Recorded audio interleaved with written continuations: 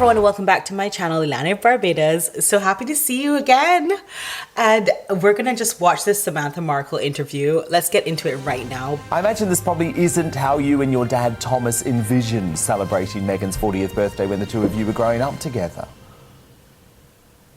No, not at all, especially in light of everything that's happened. So, you know, it's bittersweet, really. I mean, after a series of assaults on the British royal family and our family, it seems like it's been a couple of years of, you know, battle on war on the battlefield, if you will. So I'm going to pause it here. What would normally be a happy celebration birthday, she reminds me a lot of Megan. Like her face actually, like I know they're sisters, but they're half sisters, and she does look a lot like Megan. She also looks a lot like her dad. It would be much nicer if it was a rebirth of sorts. Yeah, we've been trying to get Megan to do, pausing again, we've been trying to get Megan to do a rebirth for a long time, especially after the Oprah Winfrey interview. I thought the best thing for her to do was to sort of rebirth herself, apologize to the royal family, have Harry and her sit down and say, look, we know not what we did, you know? So it's interesting that she thinks the same thing for her family. Not the royal family, but her family. And a new beginning. But, you know, given the track record, that's not likely. So it's very bittersweet. So Samantha, let me get you to react first to the breaking news, the launch of this new initiative, 40 by 40. What did you make of it? Because it seemed quite cringeworthy, that video with Melissamccarthy, but do you think it was a good cause, a good thing for Meghan to do on her 40th? No, I you know, honestly, I think there's a more direct approach to helping people in crises, and I don't think donating 40 minutes for positive videos is really it. There are people out there who are homeless, who are starving, who need boots on the ground and resources. So all of the video stuff seems like a lot of PR fluff, and I really don't see it as, you know, being useful. It's not only that it's not useful, it's also plagiarized, because of course we had Nelson Mandela who did this 67 minutes because he had fought for 67 years to take down apartheid. And then he asked for 67 minutes of anybody who can give any of their time to help to motivate people. And that was a big thing. And she obviously plagiarized that. But if she wasn't so selfish and so self-absorbed, she could have even used that. Because it's a racial thing, it was an apartheid thing. She could have even used that, when you think about it, to say, and because I'm a woman of color, you know, I think Nelson Mandela did a great job. But she didn't, she actually sees herself above people like Nelson Mandela, which is sickening, really. And so yeah, she could have done it that way and then given him credit for his idea. Also in the workforce here now, nobody cares about privileged celebrities telling them how to live their lives. Seriously. So you really need people that are at grassroots level to motivate people. You don't need a bunch of privileged celebrities in Montecito and Beverly Hills and Palos Verdes telling people, you know, go out and work while they're getting their nails done. I mean, I'm just being objective, because I really actually like Samantha Markle. I did not know I would like her, because one thing the press didn't do for Meghan is make her family look good, right? All this press that she was trying, the press supported her in how she saw her family. So they promoted this negative thing, which is why her father did the photo shoots that he did, and which is why, you know, she also tries to make herself look good. All the same thing. I'm really happy that this woman has some kind of sense. The one person who Meghan will not be video calling is your father, Thomas Markle, who is so desperate to speak to his daughter and also to meet his two grandchildren. He's even considering legal action, Sam. What do you make of that decision? And do you think that he will go through with that, and would he have any success? That's a legal action. So I had this question about the legal action thing, and a lot of people answered it for me because I didn't know the California laws on that. And the California laws are just like any other laws in the world. Precedent. It's based on precedent. So you have to have had a relationship with your grandchildren in order to prove that you have rights to them. And unfortunately, he's never met Harry and he's never met his grandchildren. So this is going to be interesting to hear how she responds to this, because thank you to my commenters. Oh my God, I love my subscribers so much. I get quite emotional about you guys, because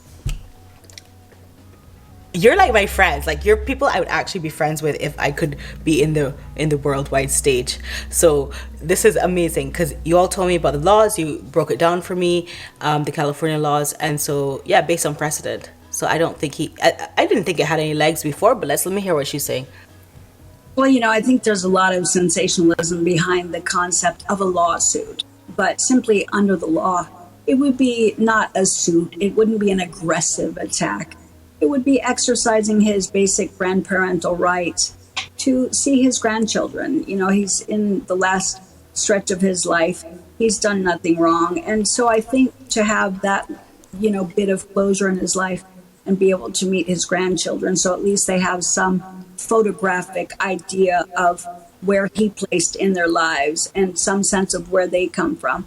That's important to them. So it's not just about him. It's about the kids having a sense of identity too. And wow, a lot of kids don't get to meet their grandfather before they pass away. So even if they have a photograph of him together with them, that's part of their roots. That's part of their life. And I think it's really important. So good on him for considering the big picture. Okay, so this is interesting from a legal perspective, because I studied law, that she's saying the children are paramount. So in law in general, the children are paramount. So she's trying to say that they need this photographic memory of him meeting them. And she's saying he's going to die. So like that, of course, makes it more important for the children to know him and know where they come from in life. But he has no history with them. This woman has a psychology degree, by the way. I know you saw pictures of Meghan Markle at her graduation. She has a degree in psychology, so it's very interesting to listen to how she talks. Well, let's have a look at what your father and Megan's father had to say on this. I'd like to. The audio is so bad on this. Sorry. Can they go inside? He's out here on this patio. The audio is so bad. And he's trying to talk to the Queen. Her Majesty, yes. Can she hear you, though? Take this opportunity to ask Her Majesty the Queen, the British family, the royal family, to allow Lily to receive her baptism and first christening at the Queen's Church. We shouldn't be punishing her for Meghan and Harry's bad behavior. The Queen's Church. The Church of England is what he means to say. I wonder if the Queen is like, what? Is that a nice beach there? It looks like a lovely beach. That's all I can hear is the waves. I'm sorry. And it just seems so sad, Sam, that there you are in the US and there Thomas is in Mexico, just a few hundred miles from Harry and Meghan's new home. And they don't seem to want a reconciliation. Are you open to reuniting with Harry and Meghan if they did open their heart to that? I think if, that's kind of a moot question on the grounds that if that's what they wanted with anyone in the family, then they would have reached out for the olive branches that we had all extended several times prior. Their recent, behaviors and assaults on the royal family also suggest that it is a moot not question. Really about family. And so I'm thinking that all of this media stuff is really a lot of hype. With regards to what my father just said about not punishing the kids and the kids being baptized at, at the palace, I feel that... Just really quickly about the royal family, cutting off family, they could still do what they want to do and be close to the Markle family, though. Do you know what I mean? Like, the Markle family is obviously a very affair with Hollywood and all that. So all the deals that they're doing, they could still be close to the dad and that side of the family, even if the royal family does not sanction those kind of public stunts. These people know about that stuff, so they just, yeah, she's right, they just don't want any family. First of all, there's, no real evidence that these kids even exist. So, to come out and say they have to be baptized, at the church and with the royal family, or that they have to receive titles, or they have to be in the line of succession. I disagree with that on the grounds that United States citizens born in the United States should not, in my opinion, have access to the throne. Under the United States Constitution, it poses a serious conflict of interest. I agree with that about the United States Constitution. Yeah, because like prime ministers have to give up their American citizenship in order to be prime ministers, so of England. So yeah, I get what she's saying. Like from a political standpoint, if there's a dispute, which side are you going to take? The royal family has their side, which is England. Forever. They give their lives to England. So if you're born in America, then if there's a dispute, if there's a world war, if there's whatever, I see what she's saying and I agree with that. Boris Johnson also had to give up his American citizenship. So she has a point there. I don't really need those glasses. They're just for like the glare. I have 20/20 vision. What am I doing? Oh, there's a graduation picture right there. I just think it flies directly in the face of decency and humanity and kindness to arbitrarily. Also, what is she wearing to Samantha's graduation? Is it like a club dress? It's like, I'm going out to the club after this. What? She has zero taste. I'm just going to say, she has zero taste. Just throw that in their faces and go above and beyond and just take it, as if they want to own that part in history and name their child after Her Royal Majesty without her consent, without her blessing. And definitely, I feel it was a power play. Yeah, without her blessing. Yeah, power. It was not a power play, by the way. It was a petty play, to be honest. It was very petty and unbelievable. I couldn't even believe it when I first heard it, that she had chosen Lilibet. So a battle of the wills, but to take something sensitive and use that and exploit it politically or as a power maneuver is it's disgusting. Pretty horrific. For real. Okay, so this is another lie that was debunked in the Oprah interview, that she did not really know, and also in previous interviews with Harry, that he claimed she did not know that anything about the royal family, and he felt really special, because at the end of the day, these people are dying to have somebody that doesn't know them for what they are, which makes no sense to me, because like, wouldn't you just want people to know you for yourself? Like, even if yourself is public figure, even if yourself is famous, even if yourself is rich, that's you.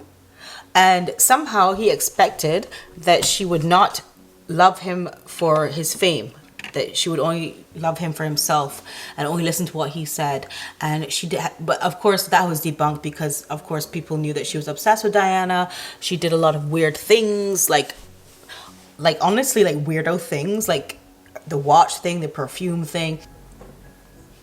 To answer the first part of that question, I will say in several publications and interviews, it was made clear that she was going to Duchess school and that she had studied the royals. She had mimicked Diana. She had looked at their lives. And so I don't believe that she was naive and wasn't aware of what she was getting into. So therefore, the burden was on her to bring honor to the role and do her due diligence, which she clearly breached, in my opinion. Oh, she's talking legal talk. Hello. The burden was on her to do her due diligence, which she then breached. Ha! Hello. Yeah, but basically, she's very intelligent. I quite like her. I didn't expect that she was going to come on here and go this hard. I'm quite impressed. With the world witnessing. And I think William was correct, and I think perhaps he was reading, an undercurrent there.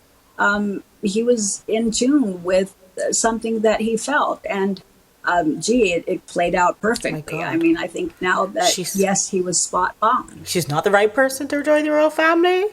Even her sister thinks so. No ifs, ands, or buts about it. And perhaps he was right, and Prince Philip was right in suggesting that you take a lot more time to get to know someone. So haste makes waste. Listen, I want to just cut this. This sister is actually saying that Meghan should not have married Harry. She was not good enough to marry Harry. She was not the right person to marry Harry. When that brother goes on Big Brother VIP, I hope he has the same energy, because that's going to be very entertaining. Yeah? This is really interesting for me, because I don't have a sister. I have brothers. But I just wonder, how do you get to a point where your sister is about to elevate herself to the point of royalty, a royal title, okay? That you think that you should warn people that she's not the right person for the job. That's my only thing I can't quite figure out, because I don't have a sister. I just don't know how you get to the point where you don't want your sibling to achieve some greatness. I don't get that. And she's been warning people from day one that Meghan is not the right person for the job. To me, that's a little bit haterish. Or if it was similar to that of a Stockholm Syndrome victim. I think he has Stockholm Syndrome. I think I mentioned that in one of my videos. I can't remember which one, but I like what she's saying. I just don't know how much of it is media influenced, because I don't think she's close to Meghan in the last how many years. It could be 20 years according to Meghan, or it could be 10 years, it could be 5. She's not close there, so a lot of what she's reporting here is a little bit, I'm sure the media has got into her head. It's got into all of our heads. Let's face it. We're taking all the information we can take. So I think that is a little bit what's happening to her. Why does Meghan say she wants privacy, then do everything she can to have none? Because they said they wanted privacy, and then they've been in the press as much as humanly possible. No, that's like reverse psychology. That's like the person who goes out onto the middle of the Super Bowl field at halftime and says, "Oh God, don't look at me. I want my privacy." You can't be saying it out of both sides of your mouth. Okay. This is very important. It makes me really excited, because I did not have an answer for that question about the privacy thing. And it's so right, because if you think about it, Meghan was holding her bump, accentuating her bump. I mean, people were joking and saying, is she going to get scoliosis because she keeps pushing this bump? And then when the baby was born, she was like, I'm not showing any pictures. And it was to make people hunger for more. And of course, people did hunger for more, and it got even more complicated because she wasn't showing anything that anyone wanted to see. So, including, the documents and all that. So she was thriving on people wanting more. But when we didn't care in terms of she was pregnant, so it was like, okay, there's no baby to look at. People want to see a baby. She was really putting it out there and over the top, and the holding and the double-handed holding of the belly. By the way, can you guys see my outfit? I don't know if you can see it, but I'm just going to show you. It's another Sydney London outfit. This is a pink. Anyway, I'll show you some pictures of it. And this is the hat. Yeah, she was over accentuating this bump. And it was like, okay, so then why don't you show us the baby? And it's right? truly a contradiction in terms. Everything about everything they've done has been PR and publicity, I think, centered. So maybe by saying, don't look at me, they know people will look. Yeah. Reverse psychology. Didn't lose her father. She iced him. Clearly, the world knows through genealogy charts and pictures that are salient in the media that she has 2 siblings. Not, I wish I had siblings. I didn't realize how hurtful it must be for her actual family to hear that she lost her father and she has no siblings and she wishes she had some. But also, one of her siblings changed her name to Markle. I didn't think about really how much that must affect her actual family members to hear her say those things about them. I don't know if it if it was purposely being disingenuous or if there was some fantasy involved. She's calling it a disconnect from reality. Actually, it's just lies. It's just blatant lies. And a certain amount of people believe her because she said things like racism and mental health. So she would get people to believe anything she said after that. She's just a liar. But I think Oprah should have done her due diligence. Oprah, I'm sure, found out at one point that none of it was true. Oprah was journalistically weak. She was journalistically weak. We know that now. Now, due diligence, Oprah. if she is watching, what is your message to her? Speak directly down the camera to your sister tonight. Oh, wow. Okay. Tell your attorneys and your PR people I said to step to the curb. First of all, you're not 12 or 19. And even if you were, Dad's given you everything your whole life and has been amazing to you. You had no right to treat him like this or the royal family or anyone. That's a good point. She's saying you're not 12 or 19. Well, that's how I felt when I watched the message. I was like, this is the same thing that everyone looked at, when they talk about Meghan's life and her precociousness as a child and her writing letters to people and telling people how they should run their businesses. And it's that same, I don't know, like this whole initiative seems very childish. The tokenizing of women who are out of jobs, it seems very, out there, like she's a fantasist and she's like in a whole different like fake world and she has this airtime. And there are a lot of people in fake worlds that have airtime on YouTube, for example, so you can like go and watch those people. But this is not that channel. So it's very difficult to watch a woman who's acting like a child because she got some attention for writing a letter to Procter & Gamble and she's still doing that. She has not evolved as a human being. She has not grown up. And she's still in this fake, crazy world. I don't know if that's a Hollywood thing. I honestly do not know why people would be insane like that still as an adult and be like, yes, I'm going to do this initiative and I'm just going to have a cup of tea and I'm going to do this whole spoof, which nobody thought was funny and nobody understood. I'm happy to hear that nobody found that funny because I was wondering if something's wrong with me. But then to continue to go into this world of like you making up these things are not even put in, they're not organized properly. They're not, there's no, okay, Priyanka Chopra is apparently one of the 40 women. How out of touch do you have to be? And I need to go back to that video and answer some questions from some comments. A lot of people watched that video and want to know a lot more about my Miss World experience with Priyanka. And there's some stuff I wanted to explain as well that's very interesting. So I will be doing another video on her. But she's one of these people. She's the most dismissive, classist. So I would never want her to try to motivate me if I was out of a waitressing job. Do you know what I'm saying? Are 40 and be decent and be the humanitarian that your PR makes you out to be. This is not a game. These are real people with lives and hearts and feelings. And how dare you exploit that and ignore it and treat people like they're dish rags. So commercial. Well, great, fine, wonderful, but you don't treat people like dish rags. Oh God, the dish soap commercial. Okay. That's a good point that people found very disingenuous was her treatment of her family while at the same time trying to empower and enlighten people. A lot of the times, even when you make videos or whatever, like I do here, you have to be able to draw from your own personal experiences in order to like have some kind of sentimental value and to be able to relatability to people. And she has cut off everything that makes us feel like she's a sensitive person or humanitarian that she's trying to project onto us. And so this is a good point. Everyone is saying that. How can you be like that to your family, but while at the same time expecting people to trust you to care about them? Talk about inequality. Treat the people in your lives like they have some value and like they are as important as your photo ops and your, galas and whatever. Life is really short and all of that stuff doesn't matter. What matters is the people around you that you are icing and that are not replaceable. So that's God, you're That's a 40 and powerful- you might not have a 41, and dad might not have another birthday. That's my final question to you tonight, Samantha Markle. Do you still love your sister Meghan?